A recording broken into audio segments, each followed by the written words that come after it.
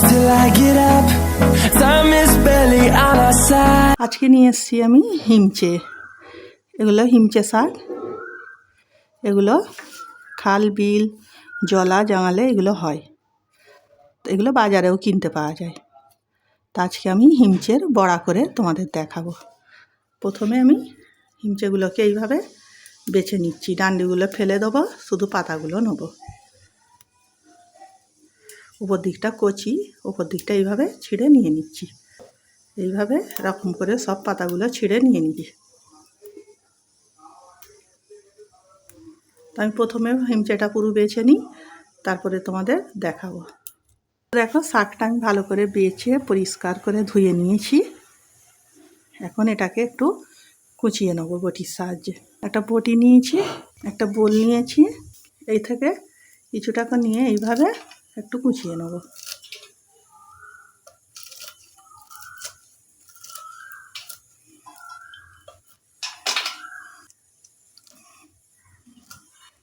বেশি কুচোবার দরকার নেই, অল্প করে একটু কুচিয়ে নিলেই হয়ে যাবে। এই হিমচের পকোড়াটা এই রোজার মাসে সন্ধ্যের সময় নাস্তার সঙ্গে খেতে খুব ভালো লাগবে।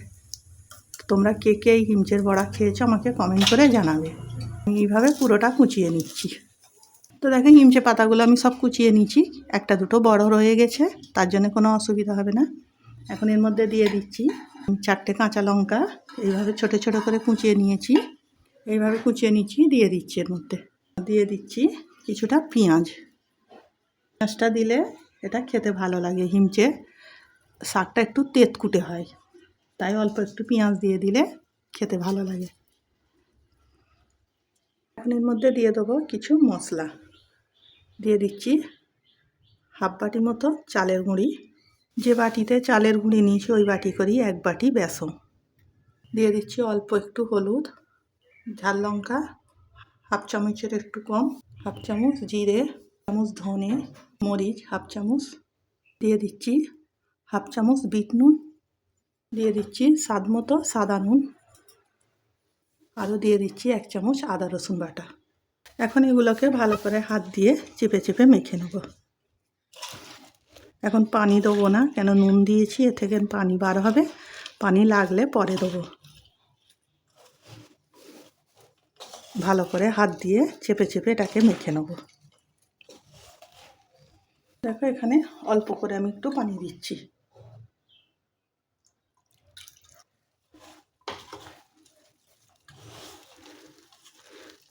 ভালো করে এটাকে চেপে চেপে মাখতে হবে।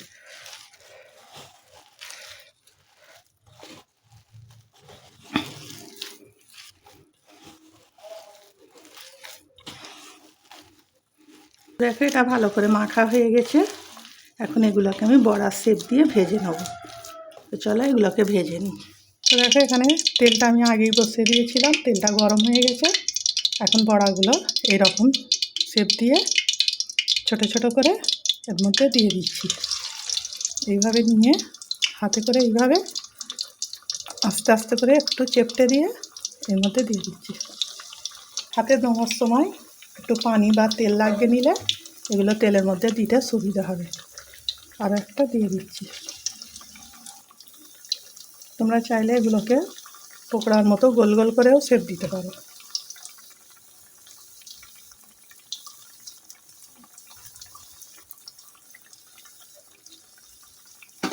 সাইড করে দিচ্ছি, আরও একটা দুটো এর মধ্যে ধরে যাবে।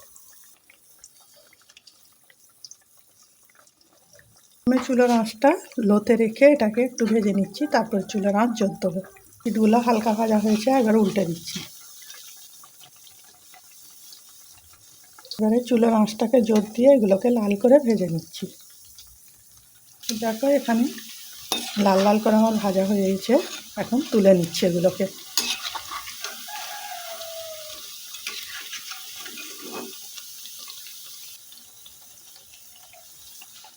প্লেটের মধ্যে রেখে দিচ্ছি তুলে।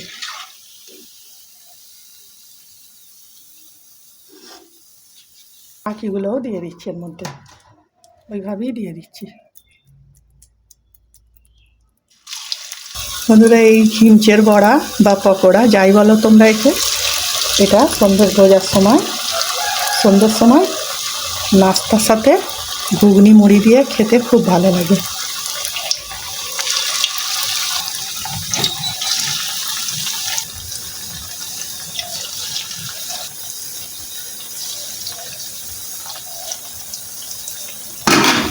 বাকি সবগুলো দিয়ে দিচ্ছি, এগুলোকে ওইভাবেই ভেজে নিচ্ছি।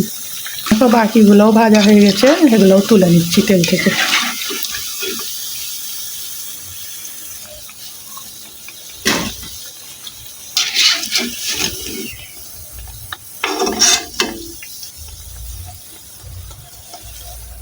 তো হিমচের পকোড়াগুলো তৈরি করে ফেলেছি, তোমাদের দেখাচ্ছি কতটা মুচমুচে হয়েছে। এইভাবে বানাবে, একদম মুচমুচে হবে। দেখতেই পাচ্ছ ভিতরটাও খুব সুন্দর হয়েছে। এই হিমচের পকোড়া বা বড়া, এটাকে অবশ্যই ছোলা মুড়ি ঘুগনির সঙ্গে খাবে, খেতে অসাধারণ লাগবে। আজকের ভিডিও যদি ভালো লেগে থাকে লাইক কমেন্ট শেয়ার করে দেবে। আজকের ভিডিও এইটুকু, আগামী দিন আসবো আরও একটা ভিডিও নিয়ে। সবাই ভালো থাকবে, সাবধানে থাকবে।